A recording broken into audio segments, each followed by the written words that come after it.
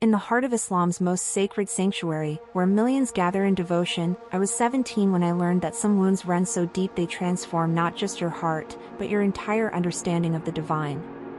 My name is Amira, and this is how I discovered myself in the place where I was supposed to find God. In our small Karachi apartment, where the aroma of Ami's karahi mingled with the melodic call to prayer drifting through thin walls, the pilgrimage to Mecca wasn't merely an aspiration, it was our family's greatest ambition. I would curl up on our threadbare sofa, captivated as Baba described the sacred black stone with reverence that made his voice tremble.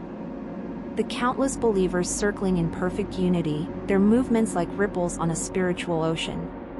Amira, Beta, he would say, his calloused hand gentle on my cheek, when your time comes, Allah will purify your heart in his house. When my family gathered every saved coin, every sacrificed comfort, every borrowed rupee to send me at 17, I felt the enormous weight of their love, their faith, their unfulfilled longing. I wasn't simply traveling to Mecca, I was carrying generations of yearning in my young heart.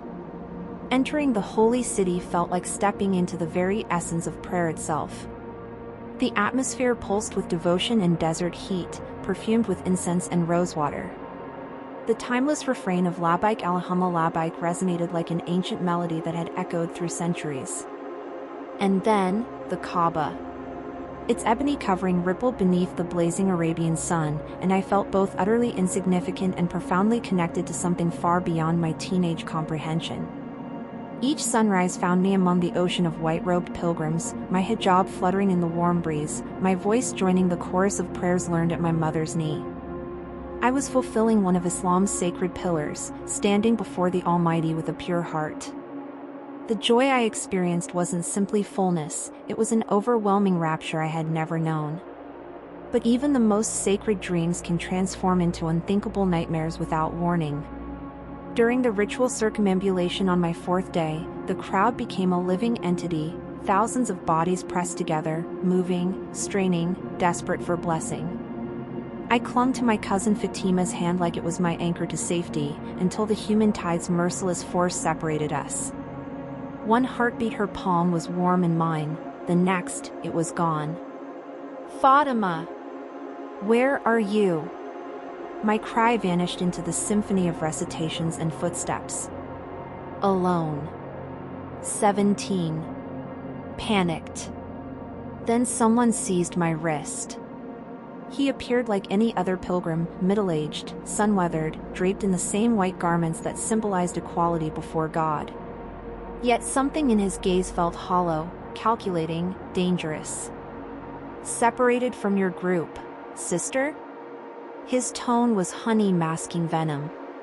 Come, I know these paths well.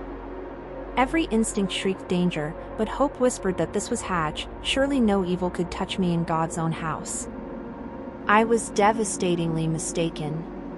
He guided me away from the crowds, through winding passages where canvas shelters flapped like wounded birds in the desert wind. In an isolated corner, hidden from prayers and pilgrims, he forced me against rough stone. His grip was violent, tearing. I screamed, but my voice was lost beneath distant worship. I fought him, but 17-year-old strength was no match for his brutality. Stop, please, I whispered. In Allah's name, please stop. His eyes remained vacant, as though my pleas were meaningless sounds. There, at 17, in the most sacred place I had ever known, I was violated. My body felt foreign, disconnected. I seemed to watch from somewhere above, witnessing my own destruction as though it were happening to someone else. When he finished, he simply walked away, disappearing back into the sea of believers, leaving me broken on the ground, my clothes torn, my spirit shattered, my faith draining into the holy sand. I don't remember how I found my way back to Fatima. My legs trembled. My face bore streaks of tears and dust. When I whispered what had happened, she recoiled as if I had struck her. What did you do to invite this? You've brought shame on our entire family. How could you be so careless? Shame. The word carved itself into my chest. I was the one harmed, yet I was the one condemned. The officials dismissed me with barely a glance.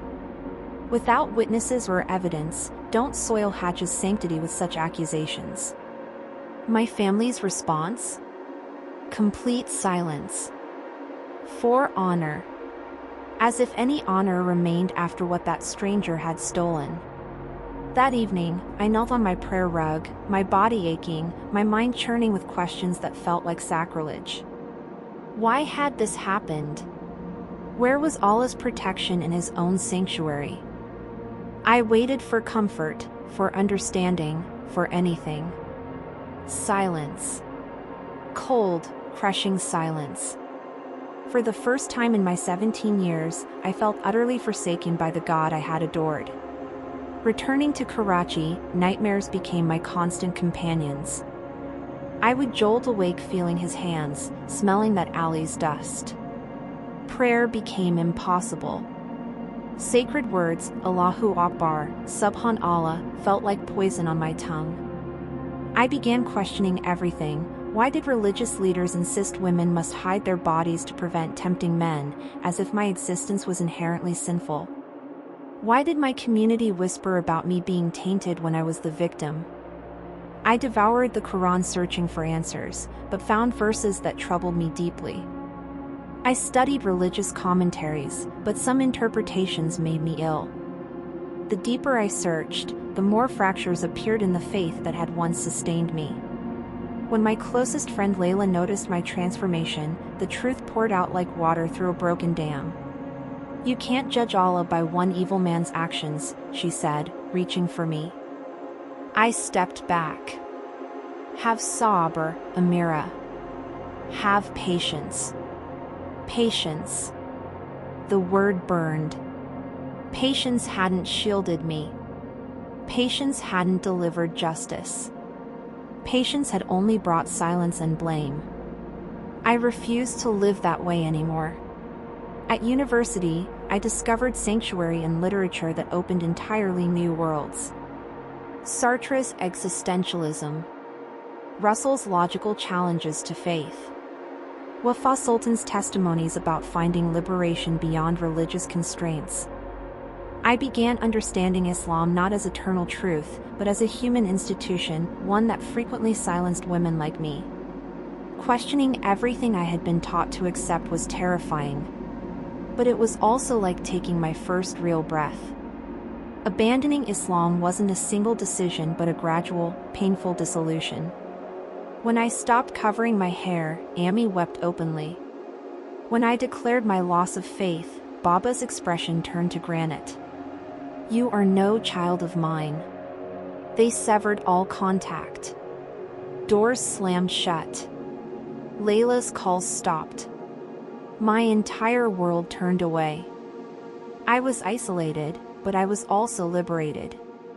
At 23, I relocated to a distant city carrying only a backpack and a heart mapped with scars. I began writing, sharing my journey online. I discovered others, former believers, survivors, people rejected for daring to doubt. They became my chosen family, one that valued my voice rather than demanding my silence. I learned to embrace myself not as a Muslim, not as a victim, but as Amira, a woman who endured, questioned, and rebuilt. I'm 26 now, living in a bright studio where afternoon light dances across clean walls. The nightmares still visit occasionally, but they're gentler now. I carry the wounds from that day in Mecca, but they no longer define me. I define myself. I discovered serenity in my own authentic truth, and the courage required to abandon a faith that abandoned me. I'm no longer the girl who yearned for Hajj.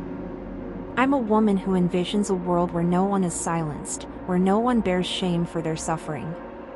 For the first time in years, I'm not merely existing. I'm truly alive.